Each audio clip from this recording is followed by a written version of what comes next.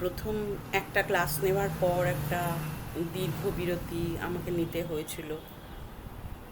সম্প্রতি একটা পারিবারিক বিপর্যয়ের মুখোমুখি আমি হয়েছি। গত 1 আগস্ট আমার হাজব্যান্ড হঠাৎ করে চলে গেল। একটু অসুস্থ ছিলেন, তবে যাবার মতন বোধহয় এরম ছিলেন না। যাই হোক, ফলে একটু ব্রেক নিতে হয়েছে আমাকে।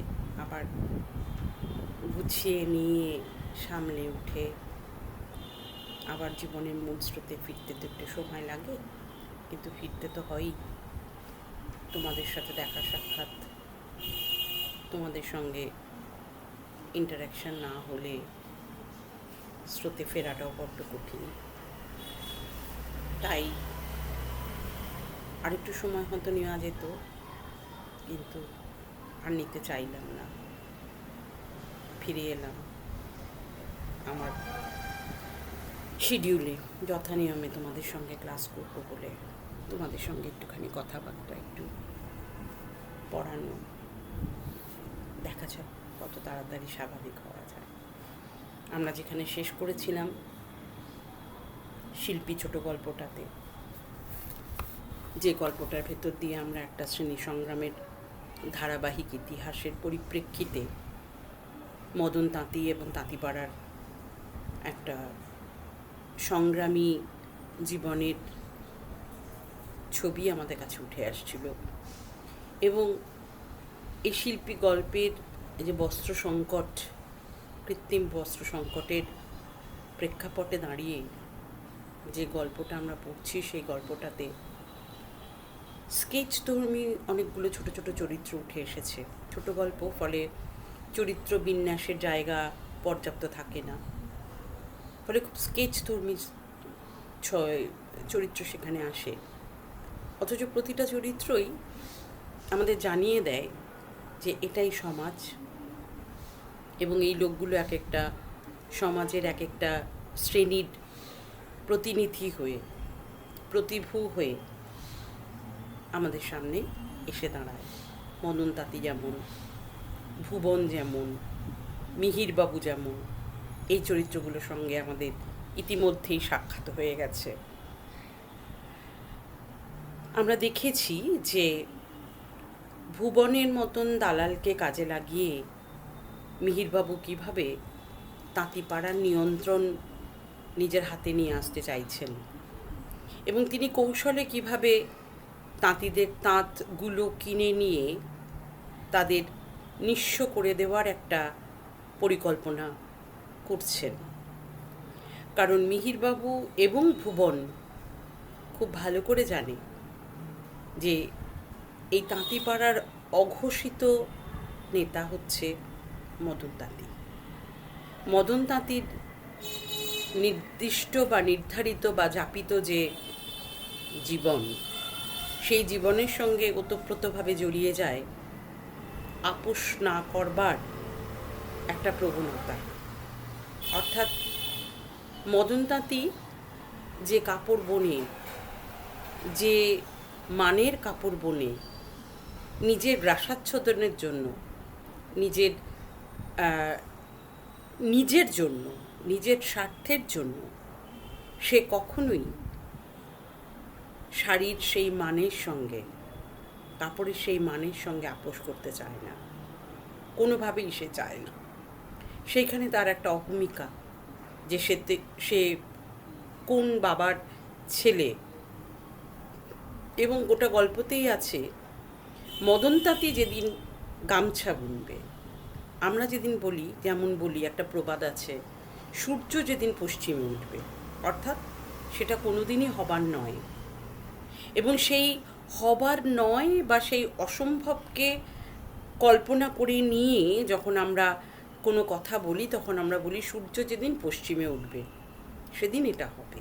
অর্থাৎ সূর্য কোনোদিন পশ্চিমে উঠবে না, প্রকৃতির নিয়মই নয় সেটা, এবং সেই সম্ভাব্য কাজটাও কোনোদিন হবে না। গোটা গল্পের মধ্যে এই প্রবাদটাকে নিদারুণভাবে ব্যবহার করা হয়েছে, যে মদন তাঁতি যেদিন গামছা বুনবে, অর্থাৎ মদন তাঁতি কোনোদিনই গামছা বুনবে না, ফলে সেই সম্ভাব্য কাজটা কোনোদিনই সম্ভবপর হবে না। এই যে মদন তাঁতি একটা ব্যক্তির নিজস্ব নিরিখে তার চরিত্রগত, তার ব্যক্তিত্ব, তার কর্মকাণ্ড, তার গুণাবলী সব কিছুর নিরিখে সেই মানুষটাকে এমন একটা মানে দাঁড় করিয়ে দেওয়া হয়েছে, যেই জায়গাটা থেকে প্র্যাকটিক্যালি মদন তাঁতি একটা মাপক হয়ে গেছে, যেটা দিয়ে পরিমাপ করা যায়, মাপক হয়ে গেছে। যে মদন তাঁতি যেদিন গামছা বাঁধবে, অর্থাৎ আইকনিক একটা ক্যারেক্টার, একটা প্রবাদ প্রতিম চরিত্র হয়ে গেছে। এটা প্রবাদ প্রতিম একটা চরিত্র, অথচ সেই চরিত্রটা একান্তই অশিক্ষিত, দরিদ্র একটা তাঁতি। কিন্তু হলে হবে কি, তার চরিত্রের যে বৈশিষ্ট্য, তার কাজের যা মান, সব কিছু মিলিয়েই মদন তাঁতি, ওই যে বললাম, তাঁতিপাড়ার অঘোষিত নেতা হয়ে গেছে। যে সে যেমন এই কৃত্রিম মনুষ্য কর্তৃক তৈরি হওয়া এই যে বস্ত্র সংকট, বা এই তাঁতিদেরকে ভালো সুতো না দেওয়া, সেগুলোকে গুদামজাত করে রেখে তাঁতিদের দিয়ে মানে খারাপ মানের কাপড়, খেটো ধুতি বা গামছা বোনানো, এগুলো সবই তো কিছু অসাধু ব্যবসায়ীর একটা চক্র। তাদের অতিরিক্ত মুনাফা, তাদের লোভ, তাদের স্বার্থ, এইগুলোর জন্যই তো তৈরি করা। কিন্তু লড়াই বা সংগ্রামের তথাকথিত শিক্ষা না থাকলেও মদন তাঁতির যে চরিত্র, মদন তাঁতির চরিত্রের যে আদর্শের দিকটা, সেই দিকটা অচিরেই মদন তাঁতিকে প্রতিবাদের সেই জায়গাটাতে নিয়ে যায়, যে জায়গাটায় মদন তাঁতির প্রতিবাদ একটা লড়াই বা একটা শ্রেণী সংগ্রামের ইতিহাসের প্রথম পদক্ষেপ হিসেবে নির্ধারিত বা চিহ্নিত হয়ে যায়। এবং তার যে এই আপোষ না করার মনোভাব, সেটা প্রাণিত করে তাঁতিপাড়ার আর সকল তাঁতিকে। কারণ গুণপনার দিক থেকে বা শাড়ির তৈরি করা, তাঁতে তৈরি করা শাড়ির গুণগত মানের দিক থেকে মদন তাঁতি সবার উপরে। এবং তার এই যে পারঙ্গমতা, বা তার যে তৈরি করা শাড়ি, বা তার যে উৎপাদিত বস্ত্র, সেটা কেবল শাড়ি নয়, সেটা কেবল একটা উৎপাদিত কাপড়ের খণ্ড নয়, তার যে শৈল্পিক একটা মর্যাদা আছে, উৎকর্ষজাত একটা মান আছে, এটা কিন্তু প্রত্যেকেই স্বীকার করে নিয়েছিল। এই স্বীকারের জায়গাটা থেকেই কোথাও মদন তাঁতির একটা আধিপত্য তৈরি হয়েছে এই তাঁতিপাড়ার তাঁতিদের উপর। মদন তাঁতি তো কাউকে না করেনি তাঁত বুনো না, কিন্তু তারা স্বেচ্ছাই তাঁত বন্ধ রেখেছে। মদন তাঁতির অনুসৃত নীতিকে তারাও তাদের জীবনের নীতি বা জীবনের ধর্ম বলে গ্রহণ করে নিয়েছে। তাই অসংগঠিতভাবেই একটা আন্দোলন, একটা বিদ্রোহ, একটা প্রতিবাদ সংগঠিত হয়ে উঠেছে এই তাঁতিপাড়াতে। ভুবনকে দেখেছি আমরা, সে বারবার মদন তাঁতিকে চেষ্টা করেছে তার মন ফেরাতে। তার ঘরে যে অভাব, আসন্ন প্রসবা স্ত্রী, নিরন্ন সন্তানের কান্না, মায়ের ব্যঙ্গোক্তি, এই সব কিছু প্রতিনিয়ত মদন তাঁতিকে উত্তপ্ত করে তুলেছে। তারই মধ্যে একটা ছোট্ট চরিত্র মদন তাঁতির মাসি। মদনের উপর মদন তাঁতির মাসির অগাধ আস্থা। ওই যে বললাম, খুব স্কেচ ধর্মী চরিত্র এসেছে, গল্প ছোট গল্প তো অনেক বিবৃত বা বিস্তৃত করে বলবার বা চরিত্রগুলোকে বিন্যস্ত করবার সুযোগ ছোট গল্পে থাকে না। তাই যেই চরিত্রই আসুক না কেন, সেই চরিত্রগুলোই আসে অত্যন্ত স্কেচি, জাস্ট দু একটা তুলির আঁচড়ে সেই চরিত্রগুলো আমাদের কাছে ধরা পড়ে। ঠিক তেমনি মদন তাঁতির মাসির একটা চরিত্র, মদনের উপর মদন তাঁতির মাসির অগাধ বিশ্বাস, কারণ মদন তাঁতি সুর করে রামায়ণ পড়তে পারে। তাঁতের কাজে বাপের নাম সে বজায় রেখেছে। সুতরাং আমি বুঝতেই পারছি যে মদন তাঁতির যে ঘরানাটা, সেই ঘরানাটারই বোধহয় এই আভিজাত্য আছে যে তারা ভালো কাপড় বোনে, তারা ভালো কাপড় বোনে, তাদের কাপড়ের মান এবং সেই কাপড়ের গুণগত উৎকর্ষতা আর সবার থেকে অনেক ওপরে। মদন তাঁতি তার বাবার সেই নাম সে রেখেছে। একসময় মদন তাঁতির বাবা জমিদার বাড়ির বেনারসি বুনে দেওয়ার বরাত পেয়েছিল, কিন্তু ফলে এটা তো একটা পদমর্যাদার দিক থেকে বিরাট যে তার বাবা একবার বেনারসি বোনার বরাত পেয়েছে। কেমন তো সেই আভিজাত্য বা সেই অহংকার, সেটাকে মদন তাঁতি বজায় রেখেছিল। তাই আজ যখন হঠাৎ করে এই আকাল ধরা পড়ল, তবু মদন তাঁতি ওই খারাপ মানের সুতো দিয়ে কিছুতেই উঁচা শাড়ি বুনতে রাজি হয় না। এই যে নিরন্তর একটা নিজের সঙ্গে নিজের লড়াই, মদন তাঁতি চরিত্রটা যদি আমরা দেখি, যে নিজের সঙ্গে নিজের প্রতিনিয়ত একটা লড়াই তার চলছে। একদিকে তার ঘরে নিত্য অনটন, নিত্য অভাব, আসন্ন প্রসবা স্ত্রী, তার পেটে দুমুঠো অন্ন নেই, বাচ্চাটা না খেতে পেয়ে কেঁদে কেঁদে ঘুমিয়ে পড়ছে। অথচ উপায় থাকা সত্ত্বেও, ভুবন বারবার করে মদন তাঁতিকে প্রস্তাব দেওয়া সত্ত্বেও মদন তাঁতি খারাপ সুতো দিয়ে কোনোভাবেই খারাপ মানের শাড়ি বুনতে রাজি নয়। ফলে দ্বন্দ্বটা উভয়ত না, মানে দুদিক থেকে। একটা হচ্ছে মদন তাঁতির নিজের ভেতরের একটা দ্বন্দ্ব, ইচ্ছে করলেই সে তাঁত বুনে অন্তত সে সংসারটা চালাতে পারে, এরকম একটা জায়গায় আছে, তার উপায় আছে। সে যে উপায়হীন একেবারে তা কিন্তু নয়, বারবারই তার কাছে প্রস্তাব এসেছে, তার উপায় আছে। একদিকে সে তার নিজের মধ্যেই নিজে প্রতিনিয়ত দ্বন্দ্বে অবতীর্ণ হচ্ছে এবং রক্তাক্ত হচ্ছে, আর দ্বিতীয়ত বাইরের আরেকটা দ্বন্দ্ব, যেখানে তার ঘরে নিরন্তর একটা ভেতরে তার আপোষ না করার দ্বন্দ্ব, আরেকটাও বাইরে তার আপোষ না করার দ্বন্দ্ব। বাইরে ঘরে তার দারিদ্র্য, প্রতিনিয়তই সে ভুবনের প্রস্তাবকে খারিজ করে দিচ্ছে, ভুবনের প্রস্তাবকে সে নাকচ করে দিচ্ছে। এটাও একটা বিরাট কনফ্লিক্টের জায়গা। তাই ভুবন হয়তো নিজেই বোঝে না যে কখন প্রতি মুহূর্তে তার ভেতরে কিভাবে টানাপোড়েনটা চলতে থাকে। কিন্তু আমরা যারা পাঠক, আমরা বুঝতে পারি যে কি টানটান একটা টেনশনের মধ্যে দিয়ে, কি টানটান একটা নিরন্তর দ্বন্দ্বের মধ্যে দিয়ে, একটা কনফ্লিক্টের মধ্যে দিয়ে মদন তাঁতি তার প্রতিটা মুহূর্তের যাপনকে এগিয়ে নিয়ে যাচ্ছে। মদনের মা বউ জমিদারের বাড়িতে গেছিল যদি কোনো বরাত তারা পায় শাড়ি তৈরি করবার,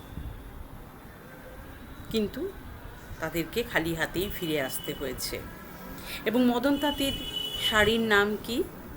এয়তি বশীকরণ শাড়ি, বসন্ত শাড়ি।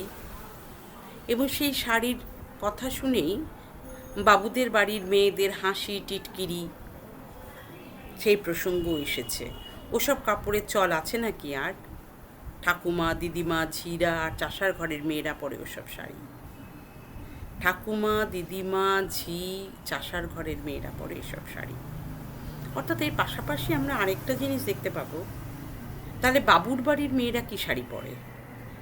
বাবুর বাড়ির মেয়েরা কলে তৈরি করা শাড়ি পরে। অর্থাৎ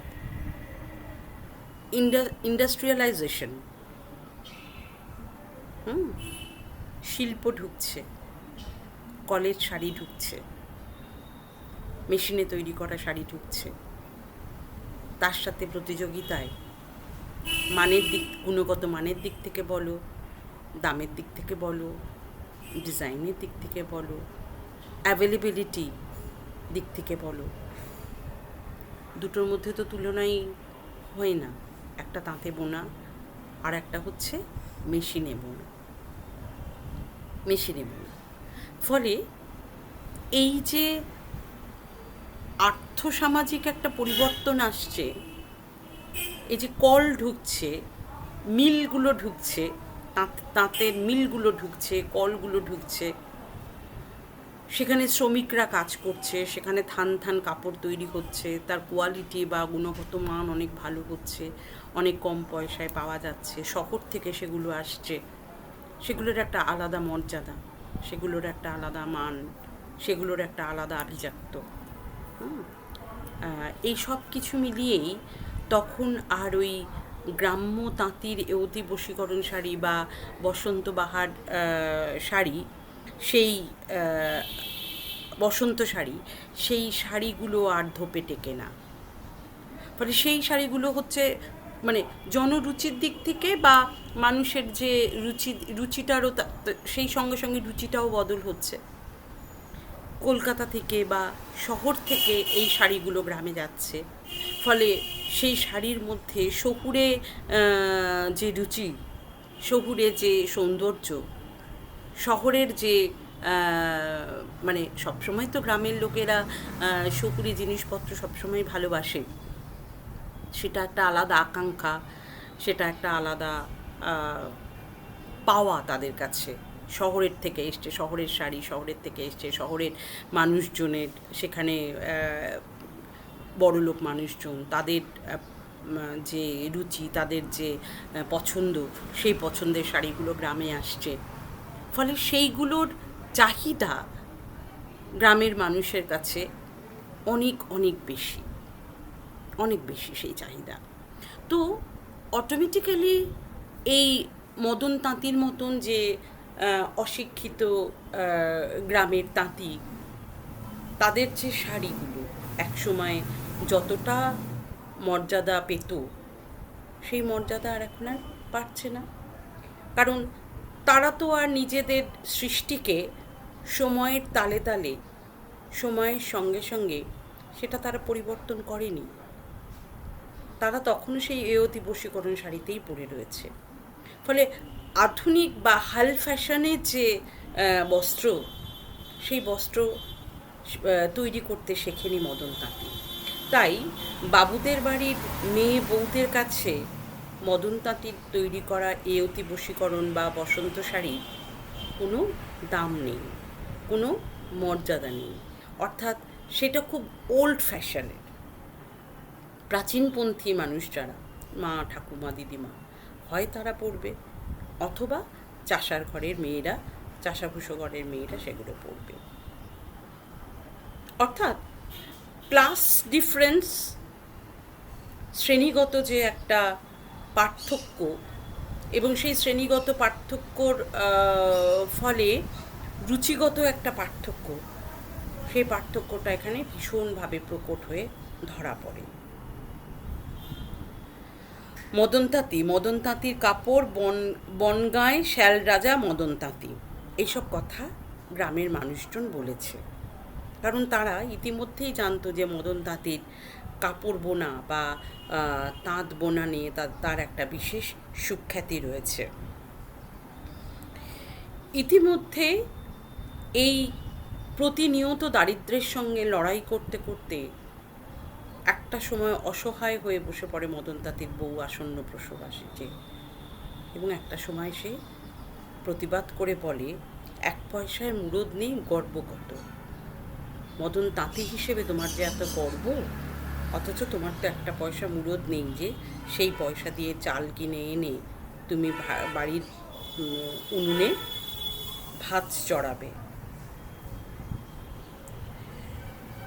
পাশাপাশি আবার আরেকটা ছবি দেখতে পাচ্ছি, মদন তাঁতির এই নীরজকেরে হয়ে বসে থাকাটা, যেমন মদন তাঁতির মা, মদন তাঁতির বউ, এমনকি উদি পর্যন্ত তাকে প্রতি মুহূর্তে ব্যঙ্গ করছে, তাকে মুখ করছে, মুখ ঝামটা দিচ্ছে, তার সাথে এরকম ব্যবহার করছে। আবার ভুবন যখন বলে, ওসব মাথায় দিতে নেই, সব মেয়েরাই, সবাই বলে, মেয়েরাও অমন বলে মদন, ওসব কথায় কান দিতে নেই। তার পাশাপাশি কিন্তু মদন ভাবে, সব মেয়েরা তো বলে না। গ্রামের এমন অনেক বউ আছে, যেই বউরা তাদের স্বামীর কাছে মদন তাঁতির ইনস্ট্যান্স বা দৃষ্টান্তকে উপস্থাপিত করে। মদনও তাঁত বনে, তারাও তাঁত বনে, পায়ের ধুলোর যোগ্যী নয় তারা মদনের। বাড়ির মহিলারা পুরুষদের সঙ্গে ঝগড়া করে। এক আঙুল গোঁপদানির মধ্যে ভাঙা দাঁতের হাসি জাগিয়ে মদন শোনায় ভুবনকে। এই কথাগুলো যখন মদন তাঁতি হেসে হেসে বলে ভুবনকে, ভুবনের কোথাও একটা জ্বালা ধরে, যে একটা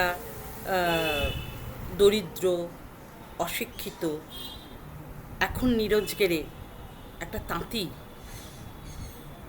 কত গর্ব করে, কত অহংকার ভরে এই কথা বলে, যে তাঁতিপাড়ার সব তাঁতিদের বউরা বলে যে মদন তাঁতি যা তাঁত বনে, তাদের ঘরের পুরুষেরা তাদের মদন তাঁতির পায়ের ধুলোর যোগ্যী নয়। একটা এঁড়ে তাঁতির তেজ আর নিষ্ঠায় একটু খটকাই যেন লাগে ভুবনের, একটু রাগ, একটু হিংসার জ্বালাও যেন হয়। সম্প্রতি মিহিরবাবুর তাঁতের কারবারে জড়িয়ে পড়ার পর সে শুনেছিল এই অঞ্চলে তাঁতি মহলে একটা কথা চলিত আছে, মদন যখন গামছা বুনবে। গোড়ায় কথাটার মানে ভালো বোঝেনি, পরে টের পেয়েছিল সূর্য যখন পশ্চিমে উঠবে এর বদলে এই কথাটা এদিকে তাঁতিরা ব্যবহার করে। সে জানে মদন যদি তার কাছ থেকে সুতো নিয়ে কাপড় বুনে দিতে রাজি হয়, কাল তাঁতিপাড়ার বেশিরভাগ লোক ছুটে আসবে তার কাছে সুতোর জন্য। বড় খামখেয়ালি একগুঁয়ে লোকটা এই রাগে, এই হাসে, হাহুতাশ করে, এই লম্বা চওড়া কথা কয় যেন রাজা মহারাজা।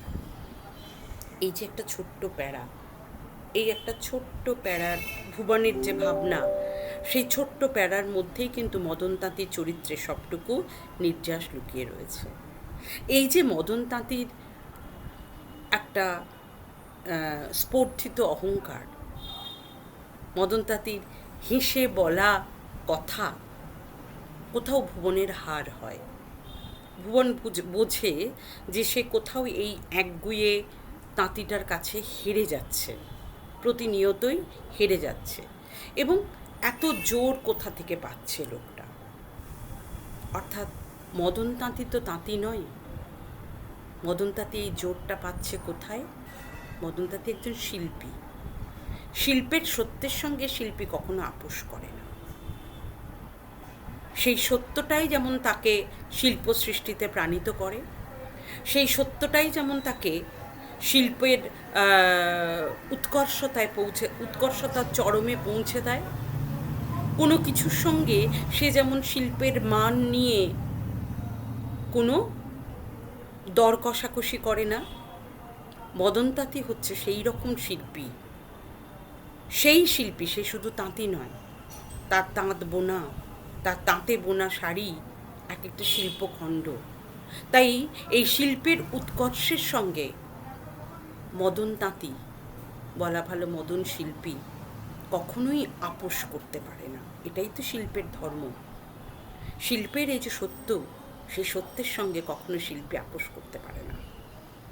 এই জায়গাটাতে এক লহমায় মদন তাঁতি শুধু কিন্তু তাঁতি থাকে না, মদন তাঁতি একজন যথার্থ শিল্পী হয়ে ওঠে, যে তার শিল্পের জন্য নিবেদিত প্রাণ, যে তার শিল্পের উৎকর্ষের জন্য কখনোই আপোষ করেননি। যার জন্য এই জায়গাটাতে থেকেই আমরা কিন্তু খুব সহজেই গল্পের নামকরণ কেন শিল্পী হলো সেই জায়গাটাতে পৌঁছে যেতে পারি। যে কেন শিল্পী? মদন তাঁতির এই যে একরোখা মনোভাব এবং তার শাড়িগুলো এক একটা যে শিল্পখণ্ড, কারণ সেই শাড়ি তো কেবল শাড়ি সৃষ্টি নয়, এই শাড়ির সঙ্গে শিল্পীর যে ভালোবাসা, যে আবেগ, যে প্যাশন, যে ইমোশন জড়িয়ে থাকে একটা সৃষ্টির সঙ্গে, সৃষ্টিকর্তার তো চূড়ান্ত আবেগ জড়িয়ে থাকে। তো ঠিক তেমনি করেই এই প্রতিটা কাপড়ের সঙ্গে, প্রতিটা শাড়ির সঙ্গে, প্রতিটা শাড়ির তাঁত চালানোর সঙ্গে, সুতোর পরে সুতো মেলানোর সঙ্গে, রঙের পরে রঙে মেলানোর সঙ্গে, এবং প্রতিটা রং মেলান্তি সুতোর মধ্যে দিয়ে যে এক একটা ডিজাইন উঠে আসে, যে কারুশিল্প উঠে আসে, প্রতিটার সঙ্গেই সুচারুভাবে মিশে থাকে শিল্পীর ভালোবাসা, মদন তাঁতির ভালোবাসা, যার জন্য গল্পের নামকরণ করা হয়েছে শিল্পী। তো এই রকম একটা জায়গাতে আমরা দেখতে পাই ভুবনের ভাবনার মধ্যে দিয়ে মদন তাঁতি অচিরেই মদন তাঁতি থেকে শিল্পীতে উন্নীত হয়ে যায়, এবং ভুবন একটা জ্বালা অনুভব করে, একটা ঈর্ষা অনুভব করে যে প্রতিনিয়ত এই লোকটা তাকে হারিয়ে দিচ্ছে, সে পারছে না, তার সমস্ত ক্ষমতা দিয়ে, ভয় দেখিয়ে, ভালো কথা বলে, দারিদ্র্যের চরম আঘাত তৈরি করেও কিছুতেই এই মানুষটাকে নুইয়ে ফেলতে পারছে না। উপরন্তু সে এটাও বোঝে যে যেহেতু মদন তাঁতি ভুবনের কাছ থেকে সুতো নিচ্ছে না, ফলে তাঁতিপাড়ার একটা ওই দুঘর বাদে একটা তাঁতিও তার থেকে সুতো নিচ্ছে না। কিন্তু আজ যদি সে কোনোভাবে মদন তাঁতিকে মোটিভেট করতে পারে, আজ যদি সে কিছু সুতো মদন তাঁতিকে দিতে পারে, সে নিশ্চিত যে কালকে তাঁতিপাড়ার প্রায় সব তাঁতি দৌড়ে এসে তার কাছ থেকে সুতো নিয়ে যাবে। আস্তে আস্তে ছোট গল্প যত এগোয় ততই কিন্তু ক্রাইসিস বা গল্পের সংকটটা আরও জাঁকিয়ে বসতে থাকে। ইতিমধ্যে মদন তাঁতির বউ অসুস্থ হয়ে পড়ে, আসন্ন প্রসবা, পেটে এক ফোঁটা ভাত নেই, ফলে মদন তাঁতির বউ অসুস্থ হয়। মদন তাঁতির বউয়ের সঙ্গে উদির একটা সখী সম্পর্ক আছে, ফলে উদি প্রতিনিয়তই খবর নিতে থাকে তার বউয়ের, এবং সে মদন তাঁতিকে বেশ করে গালাগাল দিয়ে আসে যে পেশব হতে গেলে মরবে মাগিয়ে, এবার একবেলা এক মুঠো ভাত পায় তো 3 বেলা উপোস, এমনি চলছে 2 মাস, গাল দিয়ে এলেন তাঁতিকে, মরণ হয় না। উদি প্রতিনিয়তই মদন তাঁতিকে গালাগাল দিয়ে যাচ্ছে, এবং উদি বারবার করে ভুবনকে পাঠাচ্ছে মদন তাঁতির কাছে যে মদনকে কোনোভাবে মোটিভেট করে যদি সুতো গছানো যায়, দেওয়া যায়, তাহলে অন্তত তার সংসারটা বাঁচে, তাহলে অন্তত তার বউটা প্রাণে বাঁচে। ফলে জোর করে আবার ভুবনকে উদি পাঠায় মদন তাঁতির কাছে। ঘরে তার আসন্ন প্রসবা বউ যত গোঙাতে থাকে, ততই মদন তাঁতি একটু একটু করে ভাঙতে থাকে। সে বোঝে যে আর বোধহয় তার পক্ষে ধরে রাখা সম্ভব হচ্ছে না। ফলে একসময় সে ভুবনকে বলে, ভালো কিছু বোনান না, একটু দামি কিছু সুতো নেই বুঝি? মনটা খুশি হয়ে ওঠে ভুবনের। সামান্য আছে, কিন্তু বেনারসি ছাড়া কি তুমি কিছু বুনবে? বেনারসি ছাড়া তুমি কিছু বুনবে? বেনারসি কিন্তু মদন কোনোদিন বোনেনি। মদনের বাবা একবার বেনারসি বোনার বরাত পেয়েছিল, কিন্তু মদন বোনেনি। সুযোগ বুঝে ভুবন কিন্তু একটা খোঁচা মেরে দেয় মদনকে যে তুমি আবার বেনারসি ছাড়া কিছু বুনবে কি না। বেনারসি বেনারসি না বোনা যেন তারই অপরাধ, তাই অধঃপতন। এমনই আফসোসের সঙ্গে বলে মদন, বেনারসি জীবনে বুনিনি। অর্থাৎ তার আকাঙ্ক্ষা রয়েছে ভেতরে যে সে একদিন বেনারসি বুনবে, এবং এতদিনেও বেনারসি না বোনাটা যেন তার অপরাধ। একটু একটা জায়গায় আমরা দেখলাম যে কোথাও একটা স্লথ হয়ে গেল, কোথাও যেন একটা ফাঁক। তাহলে কি মদনতাতি সত্যি বাধ্য হচ্ছে ভুবনের এই ফাঁদে পা দিতে? বাধ্য হচ্ছে তার আসন্ন প্রসবা বউকে বাঁচানোর জন্য, তার নিরন্ন সন্তান মা মাসিকে বাঁচানোর জন্য ভুবনের দেওয়া এই প্রস্তাবে রাজি হতে? তাহলে কি তার শিল্পী সত্তাটা আপোষ করল?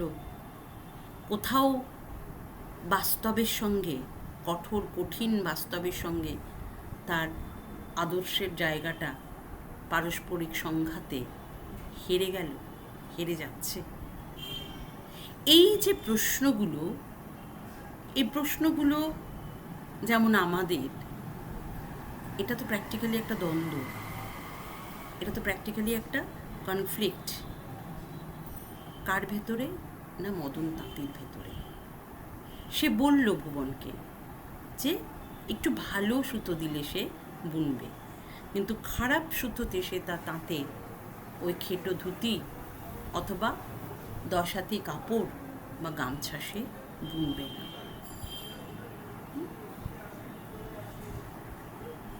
1 ঘন্টার মধ্যে সুতো এসে পড়ে।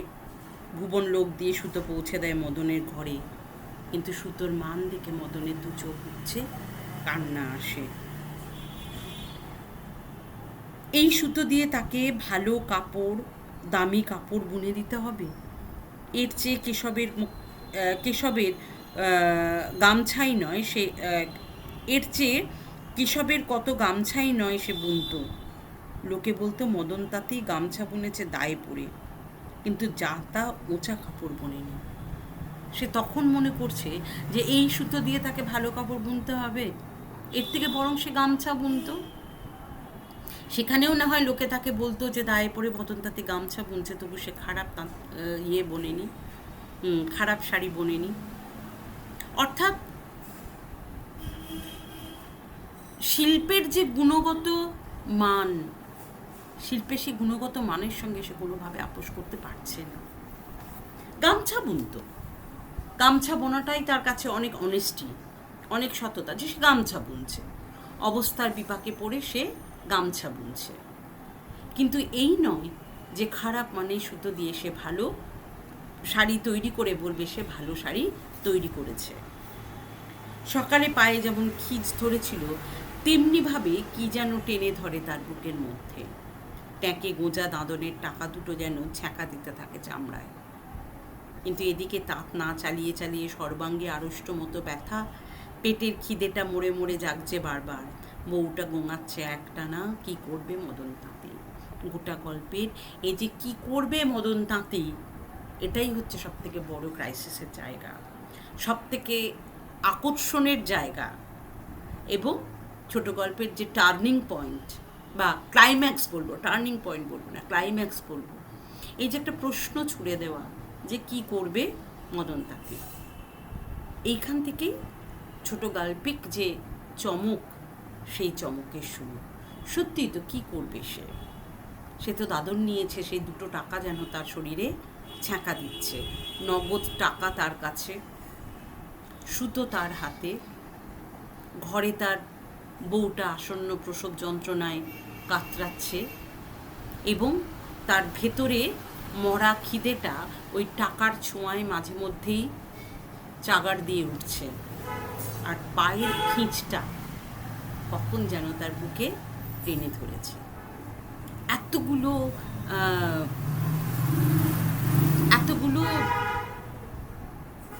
কনসিকুয়েন্সেস বা এতগুলো সূত্র, ইঙ্গিত একসঙ্গে কার্যকর। কোন দিকে যাবে? তাহলে কি সে দাদনের টাকাটা নেবে, নিয়ে সে চাল কিনবে, খাবে, বউকে প্রসব যন্ত্রণা থেকে মুক্তি দেওয়ার জন্য দাইকে ডাকতে পাঠিয়েছে? সে কি পরিপূর্ণভাবে তার শিল্পী সত্তাকে উপেক্ষা করে, শিল্পের আদর্শকে উপেক্ষা করে গার্হস্থ মদন তাঁতি হয়ে যাবে? মানে একেবারেই সেই স্বামী তার সংসারের জন্য, কর্তা তার সংসারের জন্য যে আপোষ করে থাকে, প্রতিনিয়ত আপোষ করে থাকে, সেই আপোষে করবে? নাকি সব কিছুকে উপেক্ষা করে সে এখনও এক প্রখা, এক গুয়ে লোকটা কোথাও মাথা উঁচু করে শিল্পের ধর্মকে মান্যতা দিয়ে যাবে?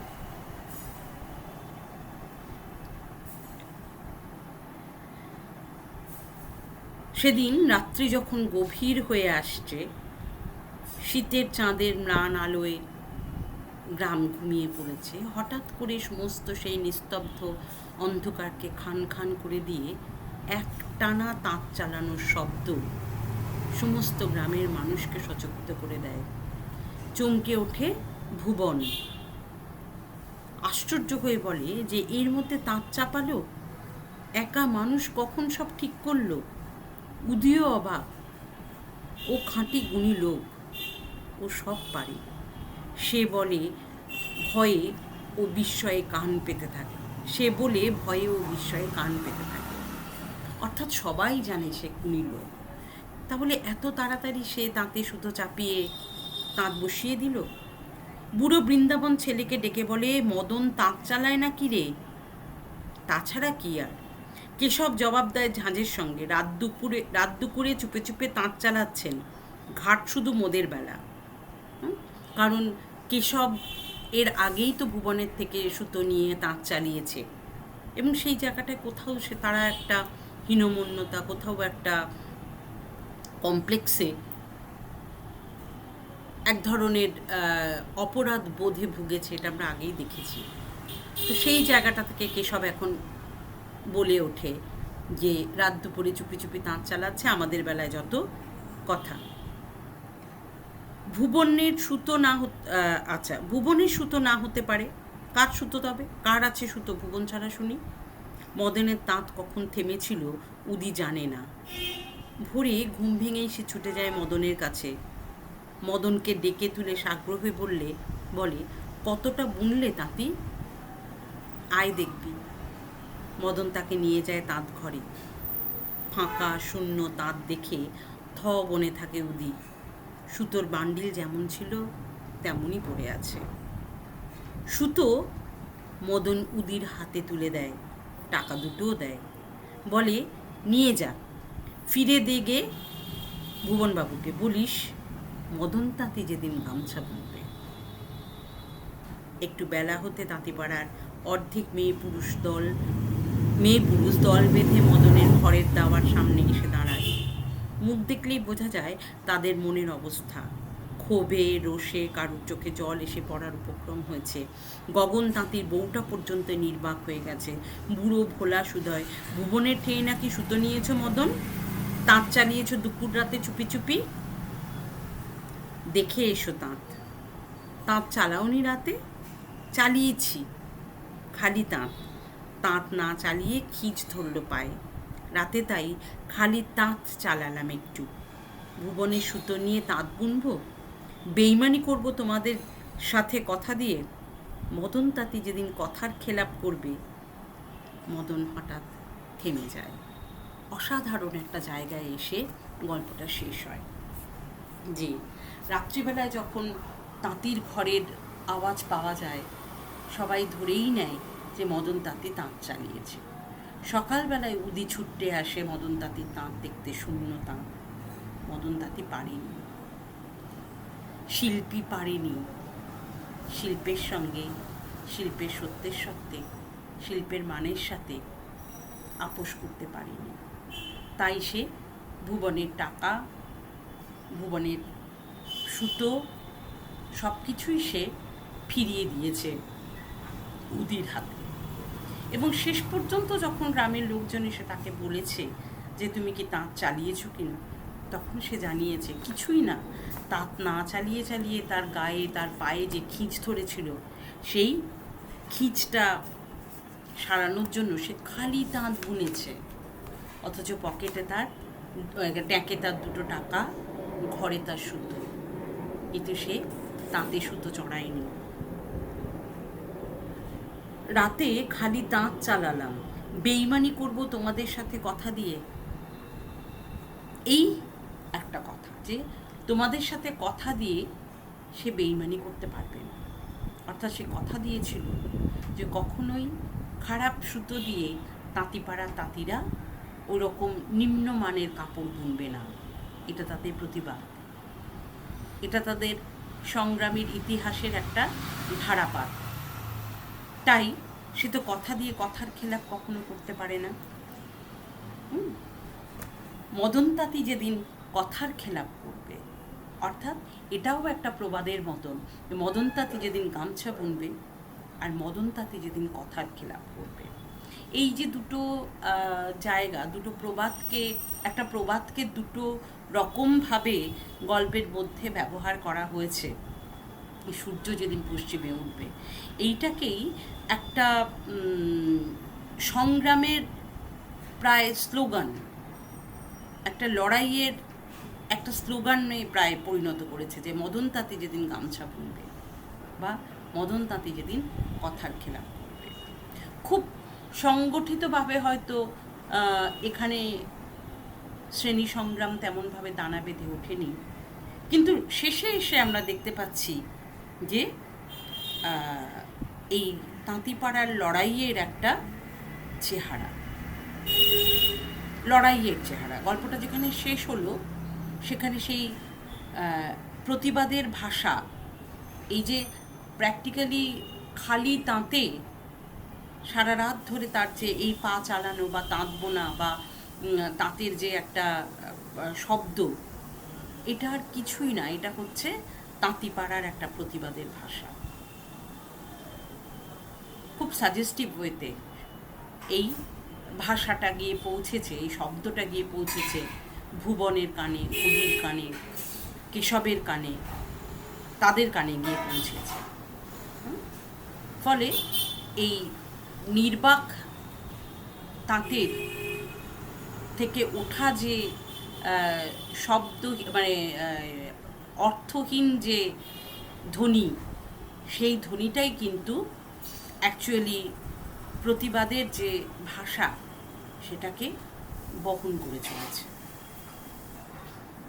এবং একটা অসংগঠিত লড়াই কিভাবে ধীরে ধীরে ধীরে ধীরে একটা শেপ পাচ্ছে, একটা চেহারা পাচ্ছে, একটা অবয়ব পাচ্ছে, গল্পের শেষে এসে আমরা দেখতে পাচ্ছি যে না, এটা একটা লড়াইয়ের ইতিহাস, এটা একটা প্রতিবাদের চেহারা, এটা একটা সংগ্রামের ধারাপাত।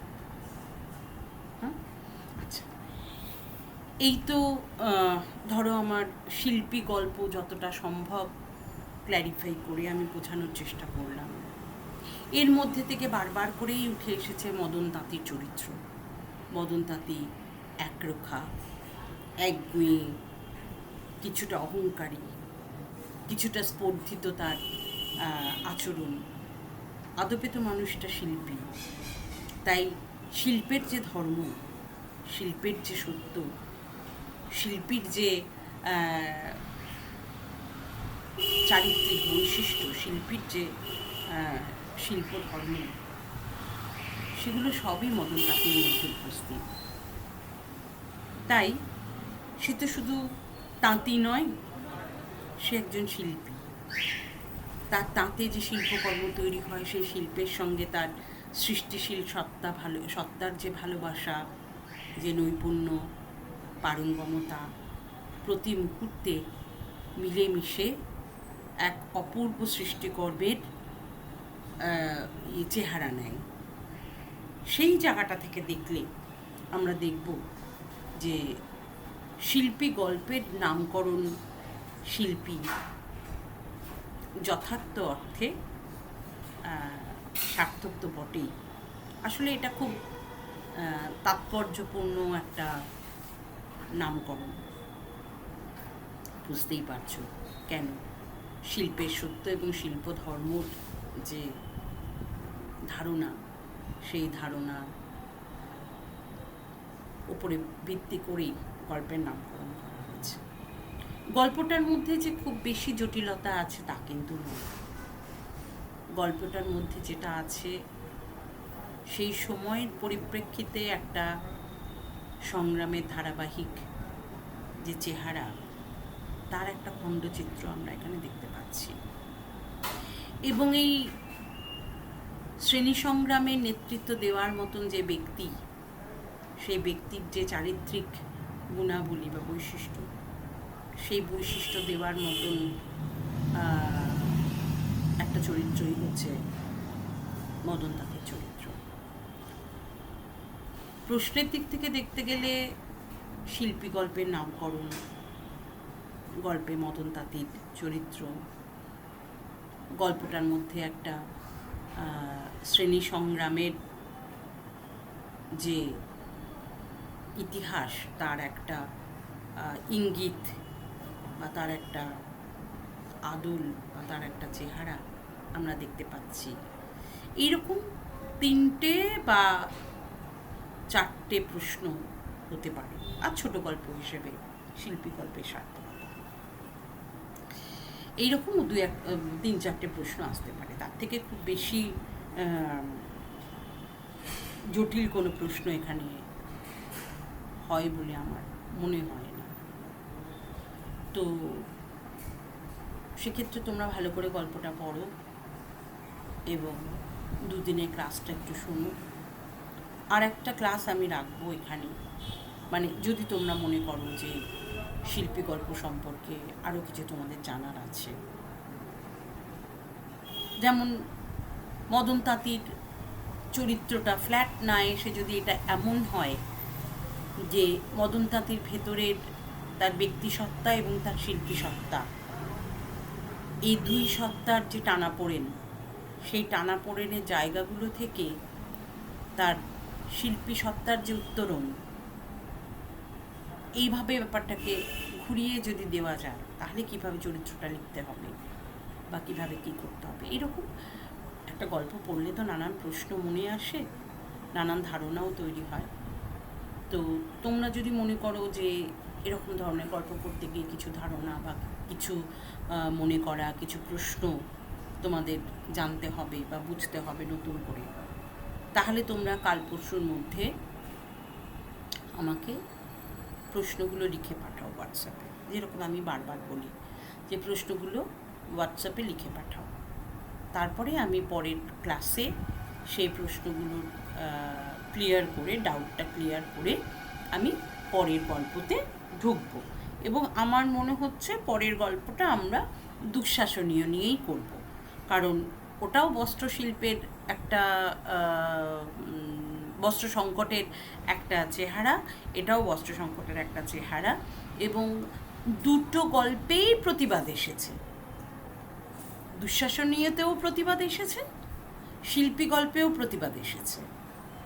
হ্যাঁ, এবং দুটো গল্পেই প্রতিবাদ কোনো সোচ্চার প্রতিবাদ নয়, সেই প্রতিবাদের নির্দিষ্ট কোনো ভাষা নেই, কিন্তু সেই ভাষাহীন প্রতিবাদ কি করে একটা সাংঘাতিক জায়গায় পৌঁছে যেতে পারে সেটাই দেখব। এখানে যেমন মদনের রাত্রিবেলায় তাক চালানোটা একটা প্রতিবাদের ভাষা হয়ে উঠে এসেছে গোটা গল্পের মধ্যে, দুঃশাসনীয়তেও দেখব আমরা প্রতিবাদের একটা নির্দিষ্ট ভাষা আছে। তাই এই গল্প দুটো পাশাপাশি পড়লে আমরা বুঝতে পারব যে দুটো দিক। এখানেও যেমন অসাধু ব্যবসায়ী, কালোবাজারি, দালাল এগুলো এসেছে, সংকট এসেছে, ওখানেও দেখবো সেরকম অসাধু ব্যবসায়ী, দালাল, সংকট কিভাবে ঘনীভূত হয়েছে। শুধু যেটা দেখার ব্যাপার সেটা হচ্ছে যে শিল্পী গল্পের একটি নির্দিষ্ট ব্যক্তিত্বকে কেন্দ্র করেই প্রথম থেকে শেষ পর্যন্ত গল্পটা তৈরি। মদন তাঁতি একেবারেই একটা ব্যক্তি কেন্দ্রিক, একটি ব্যক্তিকে কেন্দ্র করে নিয়ে একটা সংগ্রামের ইতিহাস তৈরি হয়েছে। আর দুঃশাসনীয়তে আমরা সেই রকম অর্থে কোনো নির্দিষ্ট চরিত্র দেখতে পাবো না। দুঃশাসনীয়তে গোটাটাই কতগুলো খণ্ডচিত্র, সেই খণ্ডচিত্রগুলোর একটা কোলাজ, কতগুলো মুখ, কতগুলো সম্পর্ক, কতগুলো চরিত্র, ছোট ছোট ছোট ছোট অনেকগুলো ছবি, সেই অনেকগুলো ছবির একটা সম্মিলিত কোলাজ হচ্ছে দুঃশাসনীয়। প্যাটার্নগত দিক থেকে, গঠনগত দিক থেকে বা গল্পের অ্যাপ্রোচ বলতে আমরা যেটা বুঝি, সেই অ্যাপ্রোচের দিক থেকে দুটো ভিন্ন ধরন। তো এই যে ভিন্ন ধরনটা বোঝার জন্যই আমরা পরের দিনকে দুঃশাসনীয় গল্পটা পড়ব। ইতিমধ্যে তোমরা গল্পটা পড়ো, আমি তো দেখলাম অনেকেই PDF পোস্ট করেছো, গল্পটা নিশ্চয়ই পড়া হয়ে গেছে। আজকে ক্লাসটা শোনো, শুনে আমাকে জানাও তোমাদের কিছু জানার থাকলে, পরের দিনকে আমি সেটা ক্লিয়ার করে তারপরে আমি দুঃশাসনীয়তে ঢুকবো। ভালো থাকো, সাবধানে থাকো।